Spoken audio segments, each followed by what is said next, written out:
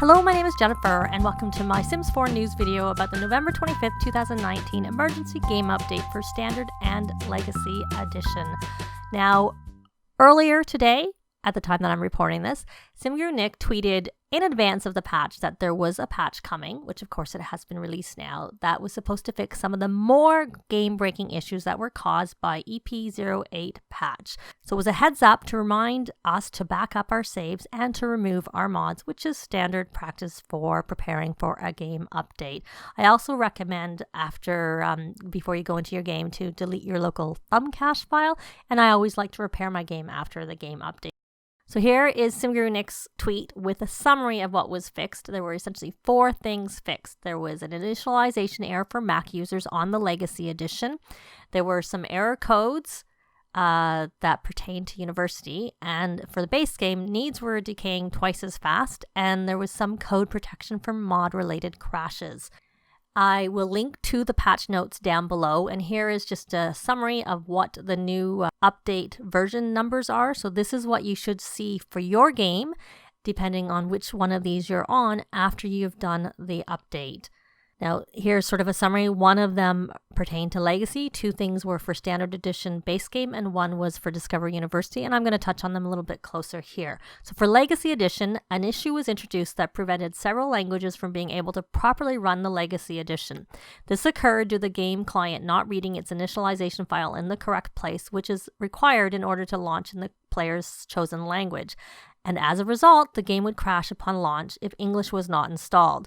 They have fixed the issue. Please also be aware that any player that followed our instructions to perform a manual workaround will not need to make any further changes after this patch. So it'll still work if you did the manual workaround, but if you didn't do that, it should work for you now. Now, again, this pertained to Mac and my understanding Sierra, those using Sierra High Edition. So that should be fixed for you. I know there were a lot of people who couldn't open their game with the Legacy Edition who were on Mac using High Sierra. So hopefully, fingers crossed, it's working for you now. For Standard Edition base game, there were 2 things that were fixed.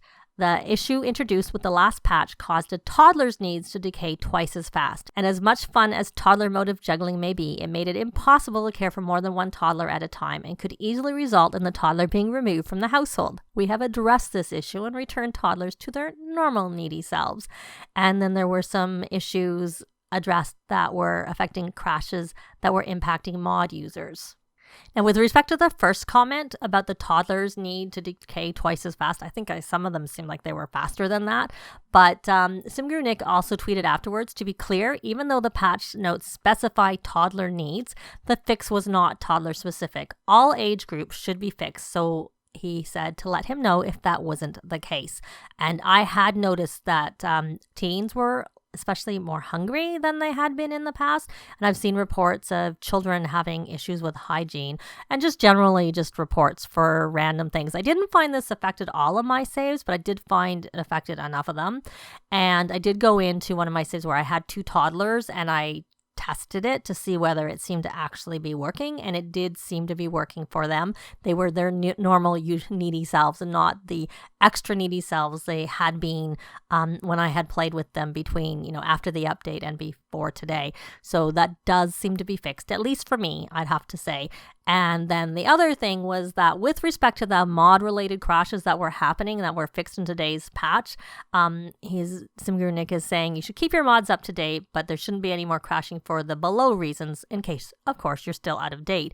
So there were some issues if you were using custom content furniture that had extended number of slots for objects to place, that was causing it to crash on load.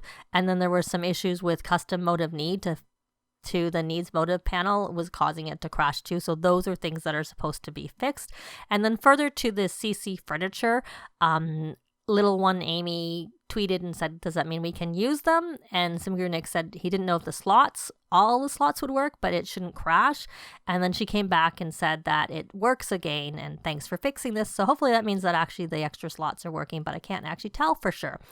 Now, with respect to Discover University, there were some issues with some error codes, 102, and you can see them on the screen, and 109, and that should no longer be occurring. it is a retroactive fix, and saves that were corrupted should once again be available to load, but I didn't have this issue, so I couldn't test to confirm that.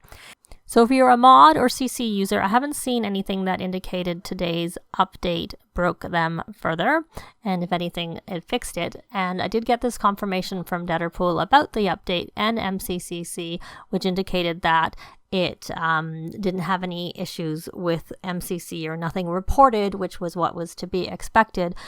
He also said that there's going to be a 6.6.3 hotfix coming out this week before Thanksgiving, and it's expected to be the last release of the year before the holiday season. So that is kind of it. If you're an MCCC user, that's the update with respect to that. Now, the other thing is today was the last day for the stuff pack vote for the category and the theme and the item that was wanted. And there was a tweet that SimGuru Frost responded to when asked, when will we know the results? He said, later this week. So have you voted already? Hopefully. And if so, what did you vote for? I had a hard time deciding what was going to be my favorite thing, but in the end, I decided to go with the science and technology features because the thing that interested me the most was the exploring food science with the new kitchen appliances. But honestly, there were a lot of things in all the categories that interested me.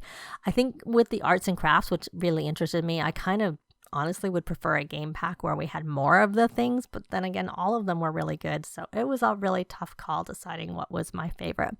But that's going to be it for this video. Thanks very much for watching, and I'll see you next time. Bye!